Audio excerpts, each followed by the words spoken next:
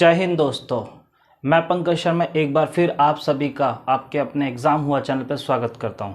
दोस्तों, इससे पहले वाली वीडियो में हम लोगों ने कुछ पोषक तत्वों के बारे में जानकारी ली थी। कार्बनिक पोषक तत्व हम लोग पढ़ रहे थे, जिसके अंतर्गत हम लोगों ने प्रोटीन को पढ़ लिया था, वसा पढ़ ली थी और इसके अलावा हम लोगों ने विटामिन को पढ़ लिया था।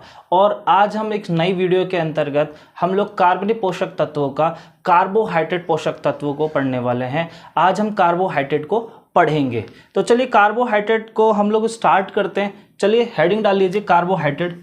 तो सबसे पहले हम लोग कार्बोहाइड्रेट डाल देते हैं, कार्बोहाइड्रेट। ठीक है, कार्बोहाइड्रेट, कार्बोहाइड्रेट। देखो कार्बोहाइड्रेट दोस्तों, अगर हम लोग कार्बोहाइड्रेट पढ़ते हैं तो सबसे पहले हम ये देखेंगे कि जो कार्बोहाइड्रेट है ये दो शब्दों से मिलकर बना हुआ है, कार्बन प्लस हाइड्रेट, है ना। अगर हम लोग देखना चाहें तो यहाँ पे ये दो शब्दों से मिलकर बना हुआ है, कार्बन प्लस हाइड्रेट। तो जो कार्बन प्लस हाइड्रेट है ना, तो ये जो कार्बन प्लस हाइड्रेट है इसका मतलब क्या होता है ना, तो कार्बो, है ना, हाइड्रेट,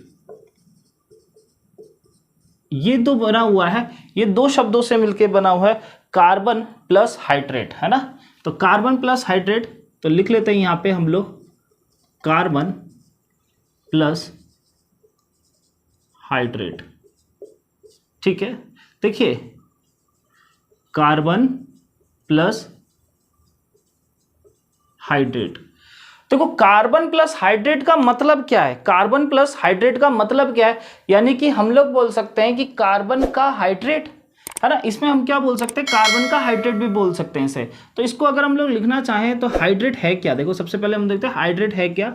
हाइड्रेट का मतलब होता है H2O, यानी कि वाटर, यानी कि वाटर। जैसे हम लोगों ने सुना होगा, हम बोलते हैं डिहाइड्रेशन, तो उसमें भी डिहाइड्रेशन में हाइड्रेट क्या होता है, हाइड्रेट आपके वाटर की कमी होती है। जैसे पानी की कमी, वाटर की कमी, उसे डिहाइड्रेशन कहते हैं, यानी वाटर की कमी, हाइड्रेट की कमी, डिहाइड्रेट होना यानी कि वाटर की कमी होना आपके शरीर में। तो देखिए कार्बन प्लस हाइड्रेट, तो हम इसे क्या लिख सकते हैं, कार्बन का हाइड्रेट।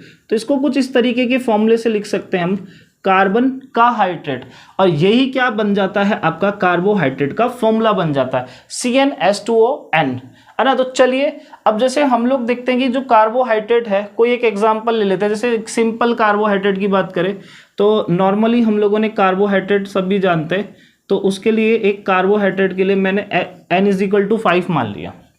नंबर ऑफ मॉलिक्यूल्स कितना माना, 5। ठीक है, 6 मान लिया। ठीक है, कितना मान लिया, 6 मान लिया। तो चलिए देखिए, जैसे n की जगह C6, तो ये 2 × 6 कितना हो जाएगा, 12, और ये कितना हो जाएगा, O6, C6H12O6।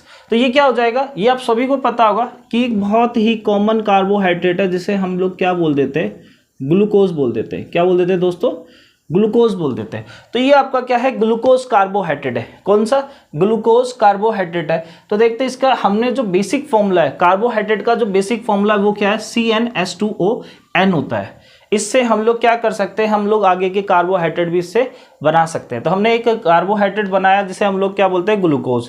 तो चलिए जो ग्लूकोज कार्बोहाइड्रेट है, इसमें देख लेते हैं कि जो कार्बोहाइड्रेट है इसके अंदर कार्बन, हाइड्रोजन, ऑक्सीजन तीनों चीज होती है, कार्बन, हाइड्रोजन और ऑक्सीजन। तो देखिए इनमें कार्बन, हाइड्रोजन और ऑक्सीजन का रेशो कितना होता है, तो आप देख सकते हैं 1:2:1 होता है। इनका पेपर में क्या पूछा जाता है, रेशो पूछा जाता है। तो कार्बोहाइड्रेट का जो रेशो होता है वो कितना होता है, 1:2:1 होता है ना। तो चलिए आगे बात करते हैं। आपने पहली चीज क्या जानकारी लिखी है, तो देखिए पहली चीज की जानकारी तो आपने ले ली है कि जो कार्बोहाइड्रेट है उसका जो बेसिक फॉर्मूला है वो क्या है, कार्बोहाइड्रेट दो शब्दों से मिलकर बना हुआ है, और वो दो शब्द कौन से हैं, कार्बन प्लस हाइड्रेट। तीसरी चीज हम लोगों ने क्या जानकारी में ली है कि जो कार्बोहाइड्रेट है उसमें कार्बन, हाइड्रोजन और ऑक्सीजन का जो रेशो होता है वो क्या होता है, 1:2:1 होता है। चलिए नेक्स्ट आगे बढ़ जाते हैं, तीसरी चीज करते हैं कि कार्बोहाइड्रेट आपको क्या देता है, इससे आपको क्या इसका कार्य क्या है। तो कार्बोहाइड्रेट का जो कार्य है, बेसिकली हम इसके अगर कार्य की जानकारी ले तो कार्बोहाइड्रेट आपके शरीर में क्या करता है, इंस्टेंट एनर्जी देता है। क्या देता है, इंस्टेंट एनर्जी, मतलब तात्क्षणिक ऊर्जा, मतलब आप इसे बोल सकते हैं तुरंत ऊर्जा देता है। तो ये क्या करता है, आपके शरीर में तुरंत ऊर्जा देने का काम करता है। तो दोस्तों क्या करता है आपके शरीर में, ये तुरंत ऊर्जा देने का काम करता है। इंस्टेंट एनर्जी किसके द्वारा मिलती है आपको, कार्बोहाइड्रेट से मिलती है। अगला क्वेश्चन ये है कि अगर ये कार्बोहाइड्रेट हमें तुरंत ऊर्जा दे रहा है, तात्क्षणिक ऊर्जा दे रहा है, तो कितनी एनर्जी देता है आपको, है ना, एनर्जी आपको इससे कितनी मिलती है। तो कार्बोहाइड्रेट से 1 ग्राम कार्बोहाइड्रेट से 1 ग्राम कार्बोहाइड्रेट से हमें 4 किलो कैलोरी की क्या मिलती है, 4 किलो कैलोरी की ऊर्जा मिलती है। 4.2 आपको प्रोटीन से मिलती है और कार्बोहाइड्रेट से आपको कितनी मिलती है, 4। यानी कि आपको प्रोटीन से क्या मिलेगी, कम मिलती है। सबसे ज़्यादा किससे मिलती, फैट से मिलती। कितनी मिलती, 9.3 किलो कैलोरी की मिलती है। देन उसके बाद हम बात कर लेंगे, उसके बाद किससे मिलती है आपको, प्रोटीन से मिलती है। और तीसरे नंबर पे हम बात करेंगे कि हमें किससे मिलती है, कार्बोहाइड्रेट से मिलती है, और वो कितनी मिलती है, 4 किलो कैलोरी मिलती है। 1 ग्राम कार्बोहाइड्रेट से आपको 4 किलो कैलोरी की क्या मिलती है, ऊर्जा मिलती है, एनर्जी आपको प्रोवाइड होती है। ठीक है, तो ये आपका एक प्रकार का एनर्जी कंपाउंड भी है। कार्बोहाइड्रेट को क्या बोल सकते हैं, कार्बोहाइड्रेट आपका एनर्जी कंपाउंड भी है। ठीक है, क्योंकि इससे आपको क्या मिल रही है, एनर्जी मिलती है। इससे आपको क्या मिलती है, एनर्जी मिलती है, ऊर्जा मिलती है। तो चलिए आगे बात करते हैं कि जो कार्बोहाइड्रेट है वो कितने भागों में बांटा जा सकता है, या इनके कितने भाग आगे पढ़ सकते हैं कि आगे इनके कितने भाग हैं। इन्हें हम बेसिकली क्या कर सकते हैं, 3 भागों में बांट सकते हैं कार्बोहाइड्रेट को। कितने भागों में, 3 भागों में बांट सकते हैं। और वो कौन कौन से हैं, मोनोसैकेराइड, डाइसैकेराइड और पॉलीसैकेराइड। 3 भागों में बांट सकते हैं। लेकिन उससे पहले हम लोग एक चीज़ और जान लेते हैं कि जो कार्बोहाइड्रेट है उसमें कार्बन, हाइड्रोजन और ऑक्सीजन होता है। कार्बन, हाइड्रोजन और ऑक्सीजन होता है। लेकिन एक विशेष प्रकार के कार्बोहाइड्रेट जिसे हम लोग बोलते हैं काइटिन, हम उसे क्या बोलते हैं, काइटिन। ये जो काइटिन कार्बोहाइड्रेट होते हैं, काइटिन कार्बोहाइड्रेट होते हैं, इनके अंदर क्या पाए जाते हैं, नाइट्रोजन तत्व पाया जाता है। इनके अंदर क्या पाया जाता है, नाइट्रोजन तत्व पाया जाता है। देखिए नाइट्रोजन तत्व सिर्फ और सिर्फ किस में पाया जाता है, आपके प्रोटीन के अंदर पाया जाता है। किसके अंदर पाया जाता है, प्रोटीन के अंदर पाया जाता है। लेकिन अगर हम बात करें कि अगर कार्बोहाइड्रेट के अंदर नाइट्रोजन कहाँ पाया जाता है, तो कार्बोहाइड्रेट में नाइट्रोजन आपको कहाँ मिलता है, आपके काइटिन कार्बोहाइड्रेट। अगला क्वेश्चन ये है कि सर आपका ये काइटिन कार्बोहाइड्रेट होता क्या है। तो काइटिन कार्बोहाइड्रेट क्या होता है दोस्तों, कि जो भी आपके ऑर्थोपोडा, यानी कि आप बोल सकते हैं कि जो कीट पतंगे होती हैं, जो कीड़े होते हैं, उनकी जो बाहरी परत होती है वो किसकी बनी हुई होती है, काइटिन की बनी हुई होती है। ठीक है, किसकी बनी होती है, काइटिन की बनी होती है। दूसरा, कवक यानी फंगई की जो कोशिका भित्ति होती है, सेल वॉल होती है, वो भी किसकी बनी हुई होती है, वो भी आपके कार्बोहाइड्रेट की बनी हुई होती है ना। तो ये 2 चीजें आप बेसिकली याद रख लेना कि काइटिन कार्बोहाइड्रेट में क्या पाया जाता है, नाइट्रोजन पाया जाता है। तो चलिए आगे हम लोग कार्बोहाइड्रेट की संरचनाओं के बारे में जानकारी लेते हैं कि कार्बोहाइड्रेट के 3 संरचनाएं होती है। कौन कौन सी होती है, मोनोसैकेराइड, डाइसैकेराइड और तीसरा होता है इसका पॉलीसैकेराइड। तो चलिए एक उसको आराम से पढ़ते हैं, तीनों को पढ़ते हैं, तीनों चीज़ों को।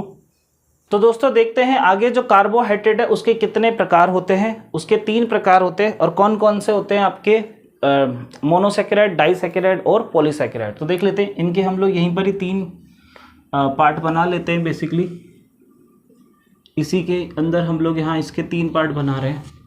ठीक है, और एक तो हो जाता है मोनोसैकेराइड, एक तो होता है आपका मोनोसैकेराइड,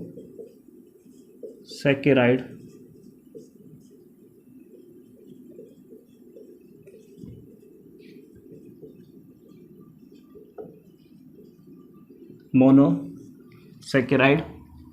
ठीक है, दूसरा है डाइसैकेराइड।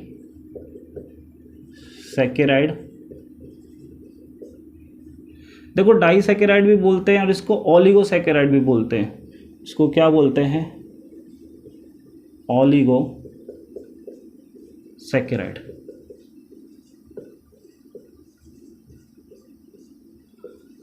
है ना, इसे क्या बोलते हैं आपके, डाइसैकेराइड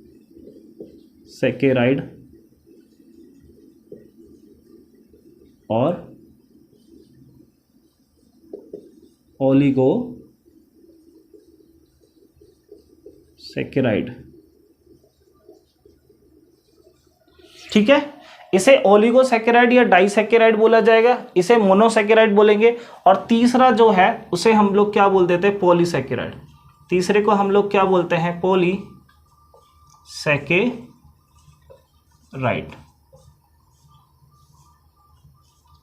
पॉलीसैकेराइड।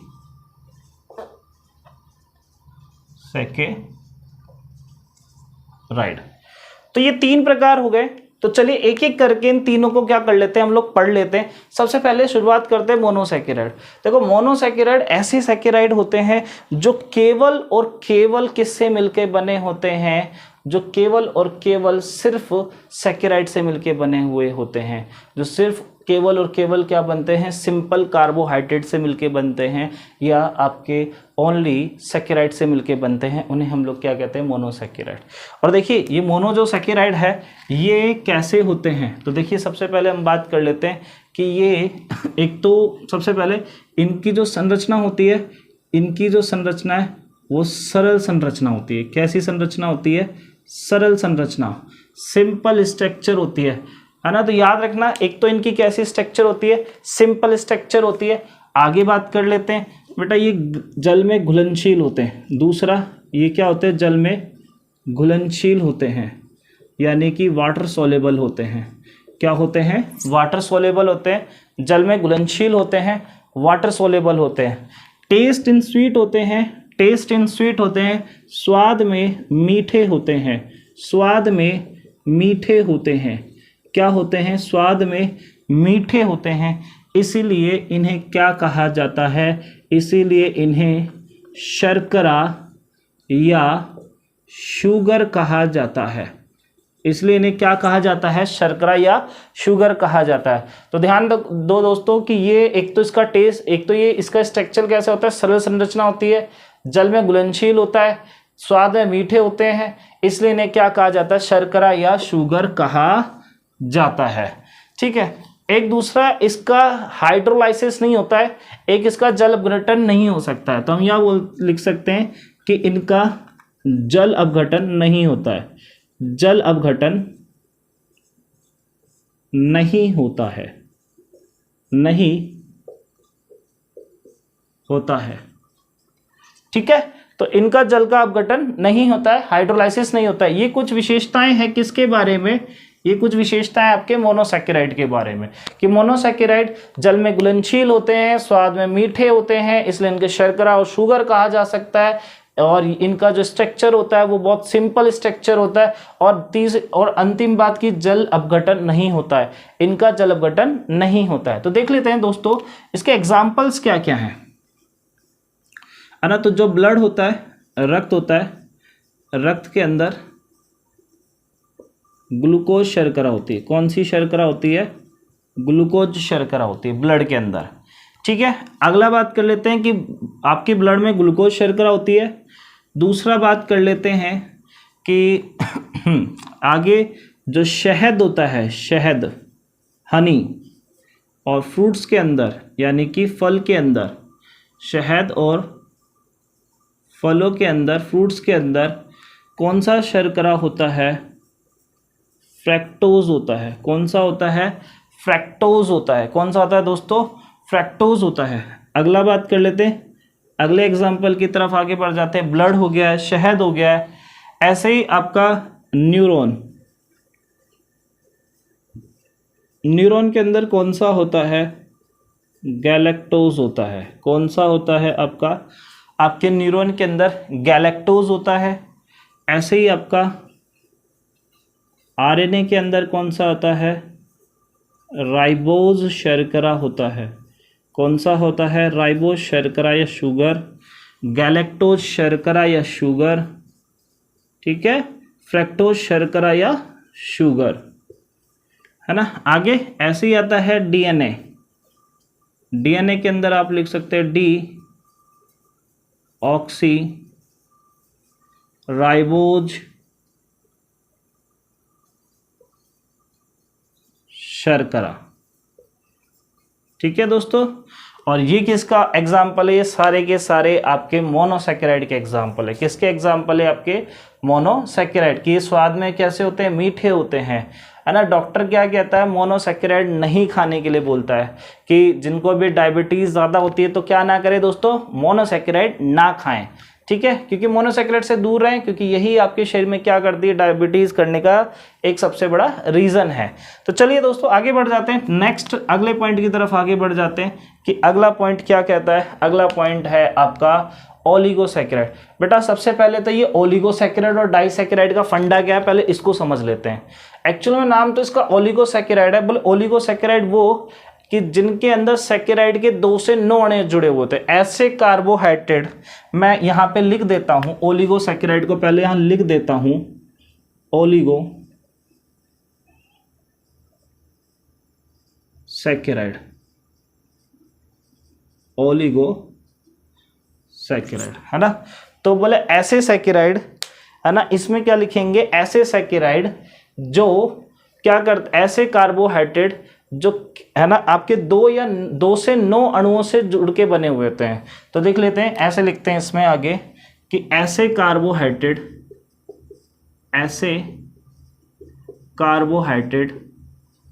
जो 2 से 9 अणु सैकेराइड से 2 से 9 अणु, या तो 2 अणु, 3 अणु, 4 अणु, 5 अणु, 6 अणु, 7 अणु, 8 अणु और 9 अणु, है ना। 2 से 9 मॉलिक्यूल्स ऑफ सैकेराइड, है ना, यानी कि 2 molecules of 2 to 9 saccharide molecules of saccharide, यानी 2 से 9 अणु सैकेराइड से जुड़कर बने हो, है ना। ऐसे कार्बोहाइड्रेट जो 2 या 9 सैकेराइड अणुओं से मिलकर बने हुए हों, यानी कि अगर देखो 2 अणु जुड़े हुए होंगे सैकेराइड के तो उन्हें क्या बोलेंगे? डाइसैकेराइड। अगर 3 अणु सैकेराइड के जुड़े होंगे तो उन्हें क्या बोलते हैं? ट्राइसैकेराइड। 4 होंगे तो टेट्रा, 5 होंगे तो पेंटा, 6 होंगे तो हेक्सा, 7 होंगे तो हेप्टा, 8 होंगे तो ऑक्टा, 9 होंगे तो नॉन। तो इस तरीके से जो आपके सैकेराइड के अणु जितने जुड़ते जा रहे हैं वो सारे के सारे किसके अंदर है? 2 अणु से 9 अणु के बीच जो भी आपके अणु आते हैं सैकेराइड के, वो सब किसके अंदर आते हैं? ओलिगोसैकेराइड के अंदर आते हैं। तो चलिए, लेकिन हमें इनमें से कुछ नहीं पढ़ना, हमें सिर्फ और सिर्फ क्या पढ़ना है? डाइसैकेराइड, कि जो 2 ऐसे कार्बोहाइड्रेट जो 2 अणुओं से मिलके, सैकेराइड के 2 अणुओं से मिलके बने हो। तो इसी का ही एक पार्ट है, इसी का ही सब पार्ट है, जिसे आप क्या बोलते हो? डाइसैकेराइड बोलते हो। क्या बोलते हो? डाइसैकेराइड बोलते हो। और क्या लिखोगे? डाई का मतलब 2, कि ऐसे कार्बोहाइड्रेट जिनमें सैकेराइड के 2 अणु जुड़े हुए हों, जिनमें सैकेराइड के कितने अणु जुड़े हों? सैकेराइड के 2 अणु जुड़े हुए होते हैं, उन्हीं को हम क्या बोल देते हैं? डाइसैकेराइड बोल देते हैं। तो चलिए आइए इनके एग्जाम्पल की तरफ आगे बढ़ते हैं। तो इनके एग्जाम्पल में सबसे पहले देखते हैं, जैसे आपके दूध में कौन सी शर्करा होती है? लैक्टोज। कौन सी होती है? लैक्टोज शर्करा। बेटा ये जो लैक्टोज शर्करा है ये किसका एग्जाम्पल है? आपके डाइसैकेराइड का। किसका एग्जाम्पल है? डाइसैकेराइड का। मैंने बोला कि जो 2 अणुओं से मिलके बने हुए हों, जो सैकेराइड के 2 अणुओं से मिलके बने होते हैं ना, डाइसैकेराइड। तो कौन से वो 2 अणु है एक बार देख लेते हैं, ठीक है। तो देखिए सबसे पहले 2 अणुओं की तरफ देखेंगे, आगे बढ़ जाएंगे। एक तो होता है आपका फ्रैक्टोज शर्करा, और दूसरा कौन सा आता है? आपका गैलेक्टोज। ये 2 शर्कराओं से मिलके जो बनता है उन्हीं को आप क्या बोल देते हैं? लैक्टोज बोल देते हैं। उन्हीं को आप क्या बोलते हैं? लैक्टोज। क्या आपको पता है सबसे मीठी शर्करा कौन सी है? सबसे मीठी शर्करा, तो सबसे मीठी शर्करा है आपकी फ्रैक्टोज। ये सबसे मीठी शर्करा है। कैसी शर्करा है? सबसे मीठी शर्करा के रूप में इसे माना जाता है। तो सबसे मीठी शर्करा कौन सी हो जाएगी? आपकी फ्रैक्टोज, है ना। तो चलिए एक तो हो गया आपका लैक्टोज शर्करा। तो दूसरा आगे बढ़ जाते हैं, दूसरे की तरफ आगे बढ़ जाते हैं। एक और देख लेते हैं, आपका दूसरा देख लेते हैं माल्टोज देख लेते हैं, जो कि किस में होता है आपके। अच्छा एक देखते हैं आपका गन्ना, ये ऐसे चीनी भी बोलते हैं, इसे टेबल शुगर भी कहा जाता है। टेबल शुगर का मतलब क्या होता है ना, एक होता है टेबल साल्ट, एक होता है टेबल साल्ट। तो टेबल साल्ट के अंदर कौन आता है आपका नमक NaCl, और ऐसे ही आपका आता है टेबल शुगर। तो जो टेबल शुगर होती है वो कौन सी होती है आपकी, चीनी होती है, शक्कर होती है। तो जो शक्कर है वो किससे मिलकर बनी, कौन सी शर्करा है, सुक्रोज है। कौन सी शर्करा है बेटा, सुक्रोज है। कौन सी है, सुक्रोज। कौन सी है, सुक्रोज शर्करा है। तो ये जो सुक्रोज है, ये जो आपकी सुक्रोज है, ये दो अणुओं से मिलके बनी होगी सैकेराइड के। तो देख लेते हैं कौन कौन से अणुओं से मिलके बनी हुई है ये दो, कौन कौन से अणु हैं इसके अंदर। एक तो देख लीजिए, एक तो है आपका ग्लूकोज, है ना, और दूसरा है आपका कौन सा, फ्रैक्टोज। यहाँ पे देखना थोड़ा सा, ये फ्रैक्टोज नहीं है, यहाँ पे ग्लूकोज आएगा, सॉरी ये थोड़ा सा स्टिक हो गया, ये ग्लूकोज, ग्लूकोज प्लस गैलेक्टोज, यहाँ पे ग्लूकोज प्लस फ्रैक्टोज। और यहाँ पे आ जाते हैं तीसरे पॉइंट की तरफ आगे बढ़ जाते हैं कि तीसरा पॉइंट है यहाँ पे जैसे अंकुरित अनाज, अंकुरित अनाज। और ये जो अंकुरित अनाज है ना, इसके अंदर कौन सी शर्करा होती है, इसके अंदर होती है माल्टोज शर्करा। कौन सी होती है बेटा, माल्टोज शर्करा। कौन सी होती है, माल्टोज शर्करा। ये जो माल्टोज शर्करा होती है दो शर्कराओं से मिलकर बनी हुई है। कौन कौन सी से मिलकर बनी है, इधर ही लिख देता हूं नीचे, ग्लूकोज प्लस ग्लूकोज शर्करा। यानी कि बेसिकली किससे मिलकर बनी हुई है, ये ग्लूकोज से ही मिलकर बनी है। ये शर्करा किससे मिलकर बनी है, ग्लूकोज से ही मिलकर बनी हुई है। दोनों ही यहाँ पे सैकेराइड के कौन से अणु आ जाते हैं, ग्लूकोज के ही आते हैं। तो ये बेटा देखो, ये कौन से हो गए आपके, सरल संरचना हो गई, और ये भी कौन सा है, डाइसैकेराइड, है ना। तो ये आपका कौन सा हो गया, डाइसैकेराइड। वो कौन सा हो गया आपका, मोनोसैकेराइड। अच्छा ये भी देख लेते हैं कि देखो इनको भी क्या कहा जाता है, इनको भी शर्करा कहा जाता है। इनको भी क्या कहा जाता है, शर्करा कहा जाता है। सेम यही रूल इसमें लगेंगे कि इन्हें भी शर्करा कहा जाता है। ये भी वाटर सॉल्युबल होते हैं, स्वाद में मीठे होते हैं, और इनका भी जल अपघटन नहीं होता है, ठीक उसी तरीके से जिस तरीके से मोनोसैकेराइड में हमने से पढ़ा था। तो चलिए आपका लास्ट देख लेते हैं, तीसरा आपका पॉलीसैकेराइड। तो जिसमें सैकेराइड के बहुत सारे अणु हो, जिसमें सैकेराइड ऐसे कार्बोहाइड्रेट जिसमें सैकेराइड के बहुत सारे अणु हो, उन्हें हम क्या बोल देते हैं, पॉलीसैकेराइड। बोले ऐसे अणु, ऐसे कार्बोहाइड्रेट जिनमें सैकेराइड के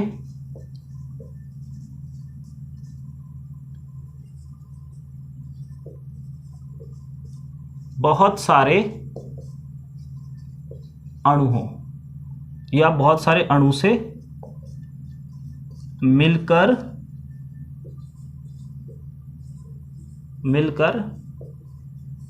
बना हो, ठीक है।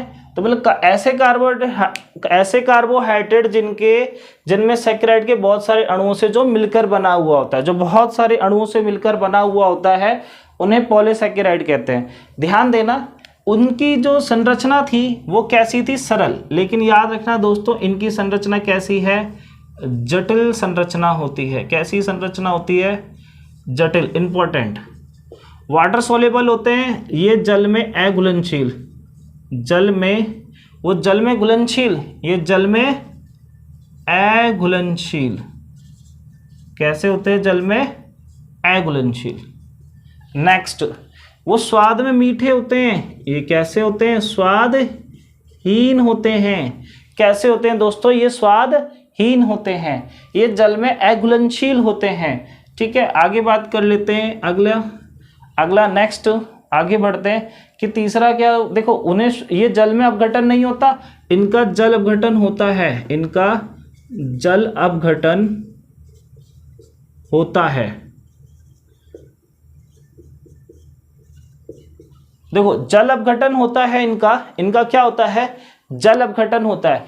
दोस्तों ध्यान देखना, इनका जो आपके मोनोसैकेराइड और डाइसैकेराइड है, इनका जल अपघटन नहीं होता है, लेकिन इनका जल अपघटन होता है, इनका हाइड्रोलाइसिस होता है। और आगे बढ़ जाते हैं, अब इसके एग्जाम्पल की तरफ आगे बढ़ जाते हैं। तो देखिए इसके एग्जाम्पल है जैसे सेल्यूलोज, क्या होते हैं, सेल्यूलोज। नेक्स्ट एग्जाम्पल है इसका स्टार्च, अगला स्टार्च होता है। थर्ड लिखेंगे ग्लाइकोजन,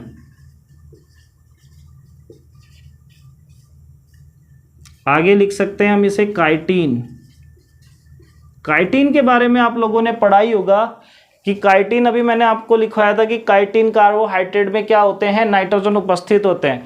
और काइटिन कार्बोहाइड्रेट, कार्बोहाइड्रेट का कौन सा भाग है, आपके पॉलीसैकेराइड वाला। और अगला लिख सकते हैं एक और आपका हेपेरिन, नेक्स्ट है आपका हेपेरिन, नेक्स्ट है आपका हेपेरिन। तो दोस्तों इस तरीके से हम लोगों ने मोनोसैकेराइड, डाइसैकेराइड और पॉलीसैकेराइड तीनों को पढ़ लिया है। और ये कार्बोहाइड्रेट के क्या हैं, कार्बोहाइड्रेट की संरचनाओं के आधार पे इन्हें 3 भागों में बांटा गया है। तो दोस्तों आप इन्हें स्क्रीनशॉट भी ले सकते हैं। और ये जो था हमारा कार्बोहाइड्रेट का पूरा चैप्टर था, पूरा पार्ट था। आप इन्हें आराम से, इस पूरे फ्लो चार्ट को आराम से इसको एक बार पढ़ लें, एक बार स्क्रीनशॉट ले लें आराम से, है ना, जिससे कि आपको क्या रहेंगी, काफ़ी हेल्प मिलेगी। इससे बाहर कहीं क्वेश्चन नहीं आने वाला कार्बोहाइड्रेट के अंदर, ठीक है। तो चलिए दोस्तों एक बार इसे नोट डाउन कर लीजिएगा, है ना। अभी के लिए आप सभी का बहुत बहुत धन्यवाद। अभी मुझे इजाज़त दीजिए जाने के लिए, और मैं एक नई वीडियो के साथ दोबारा से हाजिर हूँगा। तब तक के लिए आप सभी का बहुत बहुत धन्यवाद। जय हिंद।